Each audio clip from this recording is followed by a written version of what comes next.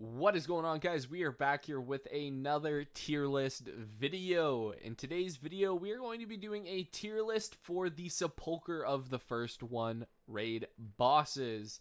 Now, don't mind my face. It's a little red. I got a little sunburnt because I went outside for the first time in like 10 years.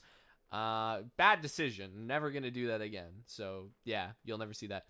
Anyway, as you know, you might not know, a month or two ago, I created a Sepulcher of the First One raid bosses tier list, and I kind of disagree with my tier list. I put some bosses where I don't think I'd put bosses now. I hadn't fully completed Mythic, but I have fully completed Mythic now, and I'm going to give you guys my personal opinion on a lot of these raid fights.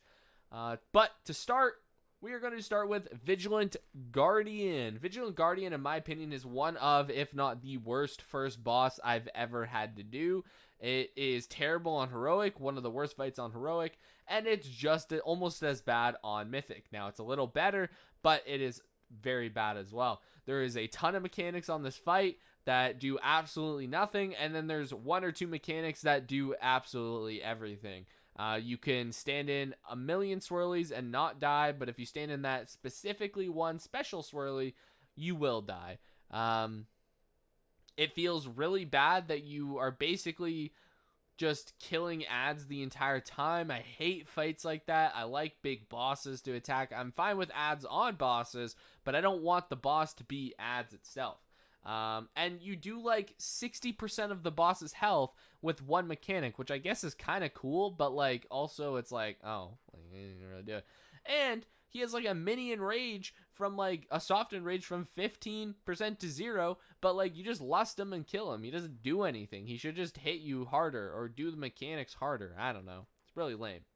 Anyway, Skullx. Skullx is going to be in the A tier. Personally, as a tank, obviously Skullx is a fun fight because he has a really interesting tank mechanic. It takes reference from Shadhar in Ny'alotha. There's probably one before that I don't even know, but I'm just going to reference Shadhar because I did Shadhar. Anyway, Skullx, really good fight. The tank mechanic hits really hard, which is great. It's really interesting. The ability to, make him go underground by stacking is a really interesting thing Blizzard did, and then you use that to get rid of your stacks, which is really cool. If you're a melee DPS, you probably hated this fight, but overall he's a really, really good fight. He is a second boss, so I can't put him in the S tier, because he could have been probably a little bit better, because you kind of just like moved around and used gates and stuff. Anyway, it doesn't matter. He's a really good boss fight, in my opinion, especially for a second boss. Artificer Zymox is going to be my first S tier boss. I think this boss is crazy good. He has a ton of fun mechanics on top of ones that are very, very important, right? The whole portal play mechanic is really cool, right? You're using that to skip rings and go back and forth and everything like that. You use the tank grip to pull you over rings and into portals and around portals and into rings and everything like that. That's really cool. Going onto the platforms to kill ads in a specific time is really cool, and then you use the tank mechanic to drag you back over. That's really interesting. But overall, he's just a really good boss fight. Especially for a third boss, he could have been worse, and especially since Castle Nathria Zymox existed, which was a very bad boss in my opinion. This one's a really good one, and I'm glad he was really good because they brought him back for a specific reason, and they made him a fun boss. Now we're on to the Sausage. The Sausage is terrible. One of my least favorite fights I've ever had to do. I think the ring mechanic on Zymox is amazing, and then they just decided to do it again for the Sausage, and like messed it up. That mechanic is terrible. It is one of the stupidest mechanics. It A, happens way too regularly, and B, you're kind of forced into using one of the covenants with a dash. So you either play Night Fae or Venthyr, or you have an immunity, or you have a blink yourself, or whatever. I just think it's so bad, and the rings happen so regularly. I think this fight would have been really cool if each ring set happened once. So like you got one ring, right? And then when she teleports and does the thing, you get 2 rings. And then she teleports and does 3 rings, right? Rather than doing like one ring, and then 2 rings, and then 3 rings, right? Like, I don't know. I just think this boss is so bad. it's just a ton of damage, and unless, like I said, you're playing a blink class, it's unavoidable damage. You can just die from it, especially if you're not at a specific point in the platform where like the rings converge at specific different times and everything like that. Yeah, I dislike this boss a lot. Pantheon is the next boss. Now, from what I've seen on Twitter and from a lot of like the World First Raider guilds and a lot of that, people dislike Pantheon. In my opinion, I don't think Pantheon really was that bad. I think it was mechanic and animation vomit. I think there's too many mechanics. It reminds me of Queen Ashara, where there's like a ton of mechanics and all of them did nothing. But most of the mechanics in this fight did absolutely nothing, except the Ardenwall person. The Ardenwall person had all of the important mechanics, right? She had the tornado, she had the zoo, she had the animal bolt cast that you had to interrupt, and then she also had the seeds, right? The anima seeds. Then the other people had like one or two important mechanics that you could mess up, but you could still kill the fight. But the other one, man, the Ardenwall person, I don't know what they did, but they just gave her absolutely everything. So when they did nerf this fight, they targeted her, obviously. But overall, I think it's a fine fight. It's a pretty average fight, probably on the lower end of good fight, like the higher end of bad fights, if you know what I mean. But yeah, I think once I start to re-clear the raid, maybe my opinion will change about this fight. But since when I did it last, I didn't really mind it. It wasn't too bad. Now we got Lahovahum. Terrible boss. It's in the C tier though, but I think this boss had a interesting mechanic that Blizzard tried to do with the whole push-pull mechanic. But it forced you to use a weak aura, and any boss that forces you to use a weak aura is bad. You had to use a weak aura to set up the groups and see, basically how you dealt with the push-pull mechanic is you had 5 groups of 4 people, or 4 groups of 5 people, and you would stack during the push-pull, and you would just hope that one of the other people were the other color. What would happen is very rarely one of those groups would not be of the other color, and you would just lose 5 people, right? That's terrible. So people developed a weak aura that would show you everyone's color and in every group, right? And you just had to use it, and then you could swap it out and everything like that. Now they did nerf this boss recently. I haven't done the nerfed version yet, but basically you just stack as 20, which is a way better mechanic. I think this boss would be in like the B tier if that was the case from the beginning, but it was not. Not to mention that you're killing ads for majority of this fight. You're running around killing these anatromic things or whatever. You got to CC some of them. You don't even interact with some of them, right? Because they just have really dumb mechanics where they knock you across the room, right? But yeah, I think Lahovahum is like a C tier fight. Could have been better. Has really dumb mechanics that I just did not enjoy overall. Hollanders is going in the S tier. Now, you've probably heard this from a million tier lists, but Hollanders is a crazy good fight. Now, I did prog him pre-bomb nerf, so I did get to enjoy that part of that rendition of the fight, and it was a really good time, right? He only has like a couple important mechanics. He has the bombs, the light shatter beams, and then obviously things you just don't stand in them, and if they got messed up, it was a wipe, but they weren't terribly difficult to deal with on their own, so you could actually,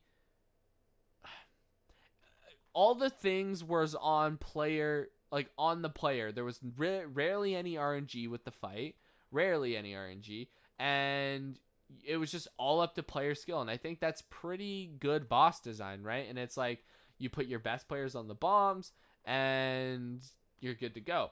Now, I personally think they should have nerfed this fight into making it only have 4 bombs instead of 6 bombs with 30-second timers, have 4 bombs and keep the original timers, and then everyone would have kind of been able to enjoy the fight. Now, people can't because the fight is a complete joke, but he is going to stay in the S tier because I think, even as a complete joke, he is still a cool idea of a boss. Now we have my least favorite raid boss of actually all time. I hate Anduin. I think he is terrible of a boss fight. He has the same problem that Kel'Thuzad had, and that mechanic and that issue is a mechanic in which you have to DPS something and then kill it at a specific time in order to do something. And on Anduin, it's the Lost Souls. On Kel'Thuzad, it was the ads, or it was the phylactery in the last phase when the phylactery only had 20% health. So why does Blizzard keep doing this? I just don't understand. If that mechanic wasn't in the fight, Anduin, in my opinion, would be like an A tier boss. I think he was a really good boss, but that mechanic is so bad on its own that he is a D tier boss for me.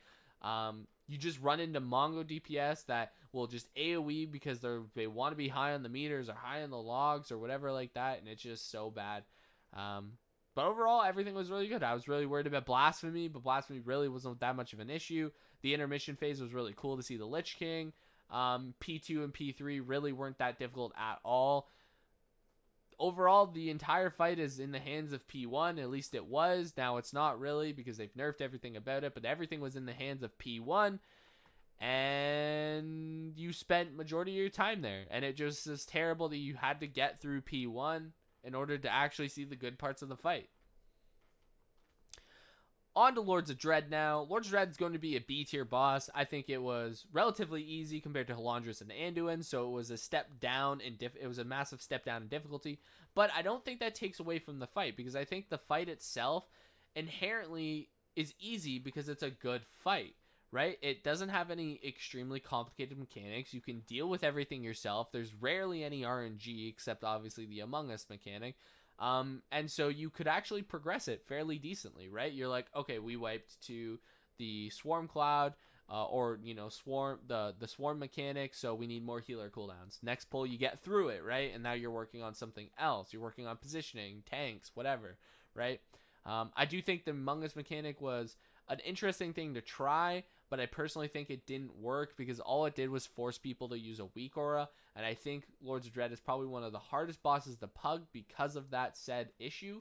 Yeah, I think it's a B tier boss. Take away the Among Us mechanic, and it's probably an even better boss, right? It would be way easier, obviously, but I think it is a B tier boss. There's nothing terribly wrong with it. Rygelon is going in the A tier. Now, this might surprise some people. A lot of people put Rygelon in the S tier, but I personally have him in the A tier because he has the same issue that Anduin had. He had a single mechanic in which you had to kill things at a specific time in order to do something, and if that did not occur, it was a wipe. And so what you would do is you'd run into a lucky proc or a Mongo DPS, and they would just wipe you because they just did too much damage. And I don't understand how you can have a mechanic in the game which forces people to not do damage in a raid fight. It makes zero sense to me. But if you look through everything else, this fight is really, really good, honestly. It does crazy tank damage, which is always really fun. The bombs downstairs phase was really cool, that the damage it does to you is the damage it does to itself, right? Like, that's a cool mechanic. Had a really close and rage timer. Overall, pretty good boss fight. It's going to stay in the A tier. Now we have Jailer. Jailer's an interesting one. I don't know where I should put it. He's either D or C. He's either late C or early D, in my opinion. He had some really dumb mechanics that if you took out P1 and Jailer was just P2, P3, and P4, I think he'd be a really, really good fight. I like the whole Azurite Beyblade thing. The whole Azurite Soak thing is pretty interesting. I think it can get messed up, and that's a big part of progression. But the fact P1, again, is one of the hardest phases of the fight makes it so difficult to prog, because if you lose someone in P1 or something gets messed up, you basically just need to restart, right? And the time that you get through the entire fight with everyone alive, he dies. And I know that sounds ironic or just sounds funny because it's like, yeah, if everyone's alive to the end of the fight, he dies. But it's like, it's true. It's just really true, right? This fight has so many mechanics that can just ruin a pull so fast, right? The bomb mechanic, if someone jumps in too late, you probably die to torment after. If someone jumps in too early, they just die to going in. The MC line mechanic is so dumb. I definitely wish they didn't have that in. I wish it just did more damage, and so it was just another part of the healer check, and didn't MC you. The tank mechanic was an interesting mechanic, especially in P1. P2, the tank mechanic was really good. Once you hit P3 and P4, the tank mechanic, there was no really tank mechanic at all, except chains, I guess. Meteor Cleave in P4, I guess, was a tank mechanic, but everyone kind of did that. Now, Jailer also runs into the problem that it requires a weak aura, right? P1 requires you to have the bomb weak aura to set up the perfect triangle. That is bad raid design, and you can clearly tell that Blizzard really designed this fight for World First Raiders with the idea that they're going to have weak auras in mind, with the difficulty, how much damage everything does, with the mechanics that you have to do, the amount of movement you have to do. This fight just had World First Raiders labeled all over it. But yeah, so I think he's going to stay in the C tier. He definitely goes in line with my opinions on some of those bosses. He might be in the D tier, but I don't know. He's definitely in the middle of these two tiers. But yeah, I hope you guys did enjoy. Let me know what your favorite boss was and what your least favorite boss was in the comment section down below, and let me know if you agree or disagree with my tier list. But yeah, I'll see you guys in the next video. Peace out.